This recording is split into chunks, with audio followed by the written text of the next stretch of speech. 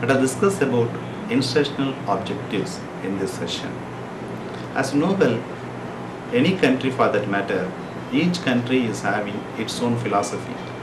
Based on the philosophy of the country, the curriculum experts are designing the curriculum and first they are setting the goal. For example, in country like India, we are having a Ministry of Human Resource and Development under which education is the portfolio. So in this case, Ministry of Human Resource and Development is just setting its goal that what are all the human resource requirement and what are all the manpower planning. As per the planning, they are setting the goals. The goals are further divided into aims, and aims are further divided into objectives. So first, let us know the difference between aims and objectives. Goals are divided into aims, aims are divided into objectives. As we know already that objective is what is expected out of the learners to be performed. So in that particular case, now we are concerned about what are all the change in behavior that we are expecting from the learner. That is what our objective is. First, let us know the difference between aims and objectives, right? So here is a small comparative table which will give a basic idea about the difference between aim and objective. Aim gives us the answer that aim is an answer to the question why a subject is in the curriculum. Say for example, if we are having microbiology in class 12, now aim is the answer to the question why microbiology is in +1 or +2. Now objective is what will be achieved after instruction or a given period of instruction. So this one is just giving us that why a subject is in the curriculum, and objective gives the answer to the question what will be achieved after instruction. Next one, aim is a direction. It just shows us the direction that in which way the education process must proceed, whereas the objective is an answer to the question that what is the milestone that has been crossed in that direction. So aim just shows the direction, whereas objective is the milestone, that is what has been achieved in a given period of time. Likewise, aim is something nearer to ideal values so that it may be achieved or may not be fully achieved. Whereas in this case of objective, it's a smaller one which is fully achievable, right? So we are concerned about the achievement. Aims are nearer to ideal values so that it may or may not be achieved. In this case, it's fully achievable. Then society as well as institutions like schools and colleges both are responsible to achieve these particular aims, whereas in this case objectives are fully achieved only by this particular institution or school. So these are all the basic difference between aims and objectives, right? So in this context we must be having some idea about. So educational aims are broader, which are having broader perspective and taking long time to achieve, whereas objective is a short term one. See for example, after an instruction in a class, what will be achieved is what our objective. So we can just take that. Educational aim is a vision, long vision, which is achieved by taking a long time, whereas this instructional objective is just for a class. What will be achieved in a particular class or what will be achieved after a particular period of instruction. That is what our concern is with this instructional objective. Instructional objectives can also be general instructional objectives and specific instructional objectives. So in this case, what is the basic difference between this general instructional objective and specific instructional objective? Now we are having a small clipping which will just give a difference between these two.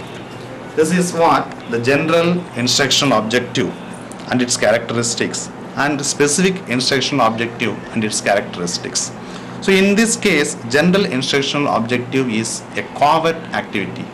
All these processes are going toward this covert nature. That is, covert is what is the mind process, whereas this particular specific instructional objective is overt in nature. That is, in terms of behavior, it can be just seen outward. See, whatever the mind process, the teacher or the curriculum expert cannot just make sure that what has been achieved by the learner. Whereas in this case, the overt behavior can be very well just seen by the experts. but this particular general instructional object is intangible, that is, it cannot be seen, whereas this particular specific instructional objective is tangible, that is, it is seen by the experts. The general instructional objective is unobservable. Since it is a mind process, it cannot be observed, whereas the specific instructional objective is observable. As well as general instructional objective is not measurable. We cannot just measure that what is the achievement or how long it has been gone. These kind of things cannot be ensured by this general instructional objective. Whereas specific instructional objective is measurable. What is the objective or what is the achievement in a specific direction can be very well measured by the experts or the curriculum administrators. So in this case, the basic difference between general instructional objective and specific instructional objective is like that. General instructional objective is covert in nature, that is intangible, that is unobservable, that is unmeasurable. Whereas specific instructional objective is overt by nature. In terms of behavior terms, it can be very well stated, right? So this is tangible, this is observable, this is measurable. So these are the basic difference between general instructional objectives and specific instructional objectives. Now let us move on that how can we write the instructional objective for a particular class.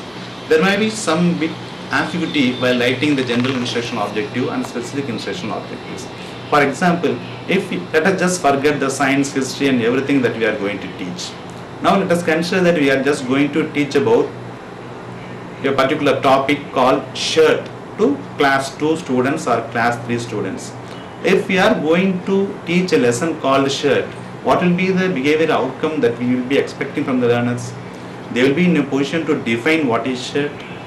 They must be in a position to describe how the shirt will look like. And they must be in a position to just classify what are the types of shirts available. And they must be in a position to just tell about what are the uses or list the uses of shirts. These are all the cognitive domain objectives they are having. In affective domain, we may tell that they must be in a position to appreciate the uses of shirt like that. In case of psychomotor domain, we may just use some objective like this. Acquiring skill like to cut or to make or to stitch. So if we are having priority to this psychomotor domain, we are just going to fix objective like that. So in this case, for cognitive domain, let us see that what are all the objective that we are having for a shirt in a lesson. It may be like this. See, for example, in specific instructional objectives, we are having this like this. After instruction, the people should define shirt. After instruction, the people defines shirt, describes shirt, classifies shirt, and lists the uses of shirt. This is for cognitive domain. Say, for example, if we are having one more class on the next day in which we are just going to talk about pant or trouser. So in this case, again, the specific instructional objectives will be like this. The specific instructional objectives for teaching a class on pant. Again, the things are going to be the same.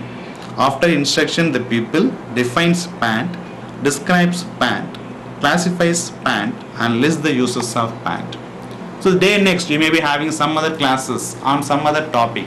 That particular topic may be on some dresses like pajama or kurta or something like that. So you just think of for class 2 or 3, if you are going to have a class, every class like this, shirt, pant, and naturally some other kurta or pajama like that.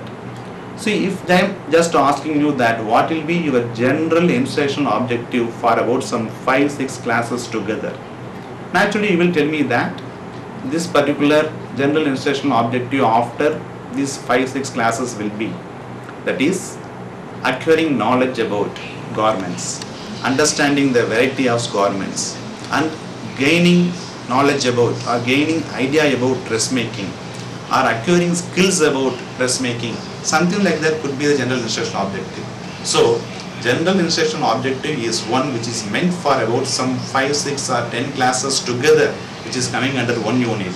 And specific instructional objective is what is expected in terms of behavior from the learners after a particular instructional hour. So now let us see what could be the general instructional objective for these particular lessons together. One day we could have just dealt about shirt, the next day we would have just dealt about pant, the next day pajama or kurta, something like that.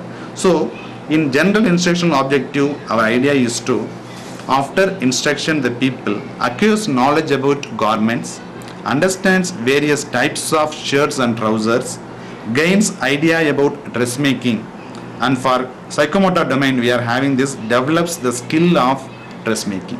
If we are having practical work in dressmaking, probably they will be doing like this. So these are the basic difference between the general instructional objective and specific instructional objective.